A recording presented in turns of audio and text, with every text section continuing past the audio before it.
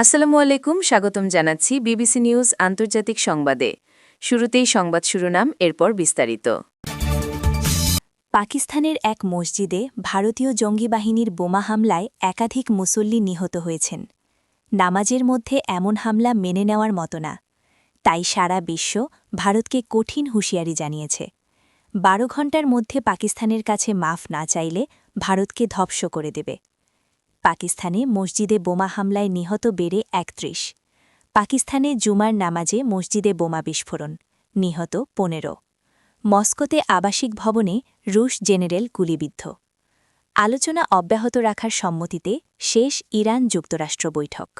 দর্শক, এতক্ষণ শুনছিলেন সংবাদ শিরোনাম। এখন বিস্তারিত। আপনি যদি ইসরায়েলের ধ্বংস চান এবং মুসলিমদের পাশে থাকেন, তাহলে ভিডিওতে লাইক করে চ্যানেলটি অবশ্যই সাবস্ক্রাইব করে দিবেন এবং আপনার মূল্যবান মতামত অবশ্যই কমেন্টে লিখে জানিয়ে দিবেন। এখন বিস্তারিত।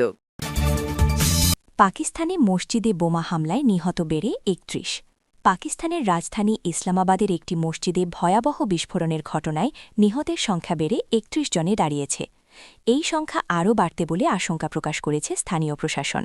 এছাড়া অন্তত ১৬৯ জন আহত হয়েছেন।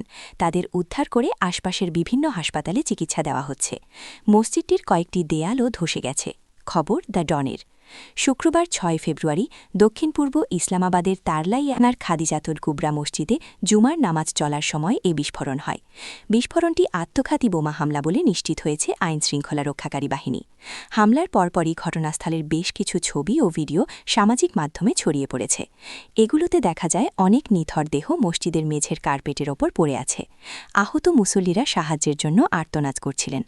হামলার পিছনে ভারত ও আফগানিস্তানের হাত থাকতে পারে বলে সন্দেহ প্রকাশ করেছেন পাকিস্তানের প্রতিরক্ষামন্ত্রী খাজা আসিফ। তিনি সামাজিক যোগাযোগ মাধ্যম টিটসে সাদেক টুইটারে এক পোস্টে বলেন, এটা প্রমাণিত যে হামলায় জড়িত সন্ত্রাসীরা আফগানিস্তানে যাতায়াত করেছে। ভারত ও আফগানিস্তানের যোগসাযোগ শিগগিরই প্রকাশ পাবে।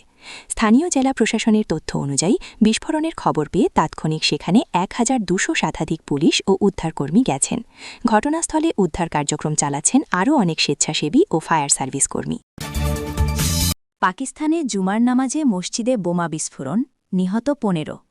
পাকিস্তানের রাজধানী ইসলামাবাদের একটি মসজিদে ভয়াবহ বিস্ফোরণের ঘটনা ঘটেছে। এতে অন্তত ১৫ জন নিহত হয়েছেন বলে স্থানীয় প্রশাসন জানিয়েছে। একই সঙ্গে অন্তত ৮০ মুসল্লি গুরুতর আহত হয়েছে। মসজিদটির কয়েকটি দেয়ালও ধসে গেছে। শুক্রবার ৬ ফেব্রুয়ারি দক্ষিণ পূর্ব ইসলামাবাদের তারলাই এলাকার খাদিজাতুল কুবরা মসজিদে জুমার নামাজ চলার সময় এ বিস্ফোরণ হয়। খবর দেবনের। স্থানীয় জেলা প্রশাসনের তথ্য অনুযায়ী বিস্ফোরণের খবর পেয়ে তাৎক্ষণিক সেখানে ১,২০০ পুলিশ ও উদ্ধারকর্মী গেছেন। ঘটনাস্থলে উদ্ধার কার্যক্রম চালাচ্ছেন আরও অনেক স্বেচ্ছাসেবী ও ফায়ার সার্ভিস কর্মী। মস্কোতে আবাসিক ভবনে রুশ জেনারেল গুলিবিদ্ধ। মস্কোতে রাশিয়ার সামরিক বাহিনীর একজন উচ্চপদস্থ জেনারেলকে লক্ষ্য করে গুলি করা হয়েছে। শুক্রবার ৬ জানুয়ারি সকালে রাজধানীর উত্তর পশ্চিম উপকণ্ঠে একটি আবাসিক ভবনে গুলিবিদ্ধ হয়ে গুরুতর আহত হন লেফটেন্যান্ট জেনারেল ভ্লাদিমির আলেক্সিয়েভ। হামলার পর তাকে তাৎক্ষণিকভাবে হাসপাতালে ভর্তি করা হয়। তবে তার বর্তমান শারীরিক অবস্থা এবং হামলাকারী বা এর পেছনের উদ্দেশ্য সম্পর্কে এখনও কোনো আনুষ্ঠানিক তথ্য জানা হয়নি। খবর বিবিসির। আলেক্সিয়েভ রাশিয়ার সামরিক জেনারেল স্টাফের প্রধান গোয়েন্দা অধিদপ্তর GRUর বা গ্রুর একজন শীর্ষ কর্মকর্তা। প্রায় ৪ বছর আগে ইউক্রেনে পূর্ণমাত্রার আক্রমণের পর মস্কোতে হামলার শিকার হওয়া তিনি সর্বশেষ উচ্চপদস্থ সামরিক ব্যক্তি।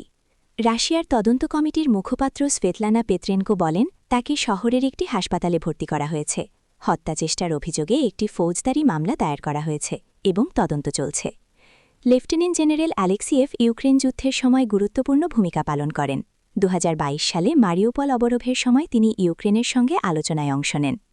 ২০২৩ সালের জুনে ওয়াগনার ভাগাটে বাহিনীর প্রধান ইয়েভগেনি প্রিগোজিনের নেতৃত্বে সংঘটিত স্বল্পস্থায়ী রক্তক্ষয়ী বিদ্রোহের সময় প্রিগোজিনের সঙ্গে আলোচনার জন্য তাকেই পাঠানো হয়েছিল। আলোচনা অব্যাহত রাখার সম্মতিতে শেষ ইরান যুক্তরাষ্ট্র বৈঠক। সামরিক সংঘাতের আশঙ্কার মধ্যেই ইতিবাচকভাবে শেষ হয়েছে ইরান ও যুক্তরাষ্ট্রের প্রতিনিধিদের বৈঠক।